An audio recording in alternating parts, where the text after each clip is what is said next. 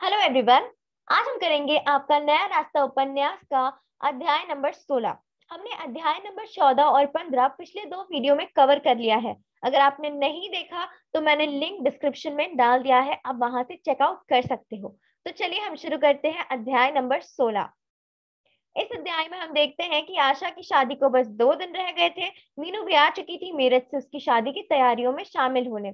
तो वो 3 दिन पहले ही आ जाती है और अपनी माँ की मदद करती है सभी कामों में। उसे बिल्कुल भी इस बात का एहसास नहीं होता कि उसकी छोटी बहन की शादी उससे पहले हो रही है। उसकी बुआ जी भी शादी से 2 दिन पहले आ जाती है। तो माँ और पिताजी को ऐसा एहसास होता है कि कहीं बुआ जी मीनू से कुछ ऐसी बातें ना कह दे जिससे उसे बुरा लगे।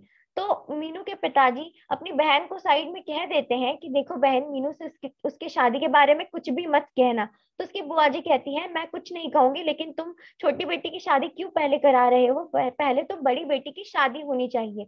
तो फिर दयाराम जी कहते हैं कि आजकल इन बातों को कोई नहीं मानता, और वैसे में भी मीनू वकालत कर रही है तो उसकी शादी मैं कैसे पहले करा सकता हूँ। इसके बाद वो अपने काम में व्यस्त हो जाते हैं। अगले ही दिन शादी की कुछ रस्में होती हैं और एक रस्म के अनुसार बड़ी बहन को छोटी बहन की आरती उतारनी थी। तो फिर बुआ जी कहती हैं कि इस रस्म को कौन करेगा?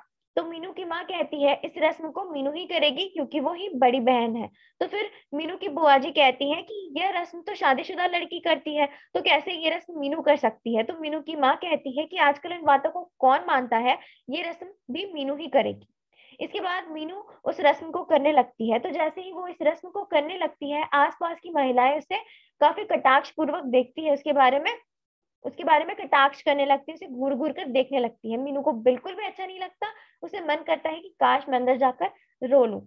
इसके बाद मीनू उस रस्म को पूरा करने के बाद कमरे में जाकर फूट फूट कर रोती है। उसकी कुछ देर बाद उसकी बहन आती है, तो वो शांत हो जाती है और उससे बातें करने लगती है। अगले ही दिन शादी की विशेष चहल पहल थी, मेहमान आ चुके थे, बारात आने में भी ज्यादा देर नहीं थी। तो फिर कुछ रस्म के बाद आशा को तैयार होने के लिए ऊपर भेज दिया जाता है।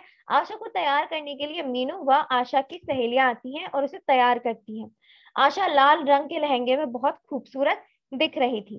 साथ ही साथ मीनू ने भी अपनी बहन की शादी के लिए एक साड़ी खरीदी थी। वो उस साड़ी को पहनकर तैयार होकर थोड़ा सा मेकअप करती है और वो बहुत खूबसूरत दिखती है उस हरे रंग की साड़ी में। इतने में ही आशा की कुछ सहेलियां आ जाती है, तो मीनू उनसे बात करती है। बातों ही बातों में वो देखती है कि आसपास में खड़ी 2-3 महिलाएं उसके बारे में बात कर रही हैं। तो एक महिला पूछती है कि इनकी बड़ी बेटी कहाँ है जिसके अभी तक शादी नहीं हुई? तो दूसरी महिला कहती है कि देखो जो हरे रंग की साड़ी में है ना, वही है इनकी बेटी। तो तीसरी महिला कहती है कि लड़की तो बड़ी सुंदर है, लेकिन इसकी शादी क्यों नहीं हुई? इसके बाद मीनू को इन बातों से बिल्कुल भी अच्छा नहीं लग रहा था, क्योंकि वो औरतें उसके बारे में बात कर रही थी। भले वो आशा की सहेलियों से बात कर रही थी, लेकिन उसका ध्यान उन लोगों की बातों पर ही था। तो फिर एक और औरत कहती है कि क्या पता चलता है आजकल की लड़कियों का, इनके तो बड़े नखरे हैं। तो फिर उनमें से एक औरत कहती है कि बड़ी लड़की है वो वकालत करी इसलिए वो शादी नहीं करी। तो उसमें से एक औरत कहती है आजकल अपनी लड़कियों को कौन इतना पढ़ाकर इतना जवान करता है। तो फिर मीनू को इन बातों से बिल्कुल भी अच्छा नहीं लग रहा था। वो मन ही मन सोच रही थी कि आजकल के लोगों को, इस समाज को क्या फर्क पड़ता है किसी और के बारे में? कोई क्या करे, लेकिन समाज को हर बात से मतलब है। कोई शादी करे या ना करे, समाज को क्या करना है? तो इन बातों से मीनू को बिल्कुल भी अच्छा नहीं लग रहा था, लेकिन वो बहुत ज्यादा सहनशील थी। इस बात का प्रमाण आपको अभी भी दिख रहा था कि मीनू जाकर उन लोगों से बहस नहीं कर रही थी, या फिर मीनू उन लोगों से जाकर लड़ नहीं रही थी। वो सब कुछ आसानी से हैंडल कर रही थी, ना अपने चेहरे पे बिल्कुल भी शिकन जाने दे रही थी। जयमाला का कार्यक्रम भी संपन्न हो जाता है। मीनू ने सभी कार्यक्रम में अच्छे से भाग लिया। अब आखिरी कार्यक्रम यानी कि विदाई का समय था। तो आशा मीनू से लिपट कर रोती है, उसके माता पिता भी खूब रोते हैं।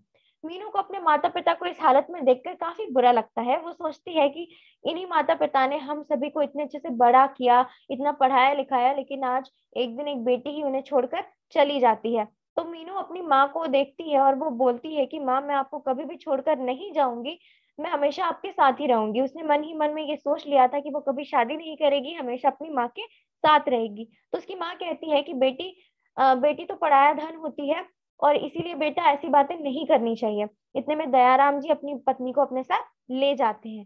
फिर 4 दिन के बाद मीनू को मीनू ने सभी घर का काम कर लिया था। 4 दिन तक उसने लगातार घर का सारा काम कर लिया। विवाह के बाद जो घर पूरी तरीके से अव्यवस्थित हो जाता है, उसने घर को अच्छे से संभाल लिया, सब कुछ सारी चीजें अच्छे से कर दी। इसके बाद अब उसे अपनी पढ़ाई की चिंता होने लगी, क्योंकि उसने ऑलमोस्ट 10 दिन की छुट्टियां ले रखी थी। फिर उसकी माँ भी उसे अनुमति दे देती है वापस हॉस्टल जाने की। तो फिर मीनू अपनी माँ से भी अनुमति लेकर हॉस्टल के लिए निकलने का सोचती है। तो ये सारी चीजें हुई इस अध्याय में। आई होप आपको ये अध्याय अच्छे से समझ में आया होगा। हम मिलेंगे अगले वीडियो में नेक्स्ट अध्याय के साथ। टिल देन आप क्वेश्चंस प्रैक्टिस करते रहो। अगर आपको कहीं पे भी किसी भी पॉइंट पे समझ में नहीं आता तो आप मुझसे बेझिझक पूछ सकते हो, कमेंट कर देना, आई विल रिप्लाई यू। या फिर आपको टेलीग्राम चैनल का भी लिंक मिल जाएगा, वहां पे भी आप पूछ सकते हो। Thank you so much.